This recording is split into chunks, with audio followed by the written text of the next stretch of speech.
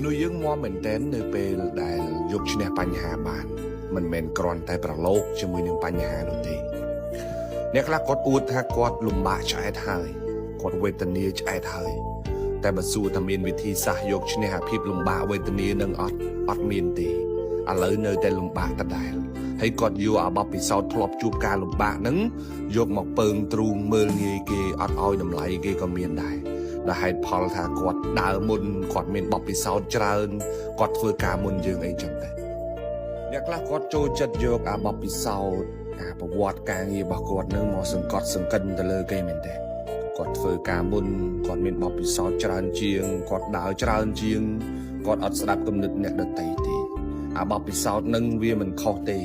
តែសំខាន់អាបបពិសោធន៍នឹងវាមានលទ្ធផលដែរអត់អនុវត្តចេញដែរឬអត់អ្នកខ្លះសម្បូរបបពិសោធន៍ប៉ុន្តែអាបបពិសោធន៍នឹងវារ៉ាំរ៉ៃទៅដោយបញ្ហារាប់សិបឆ្នាំកុំចេះតែយកអាបប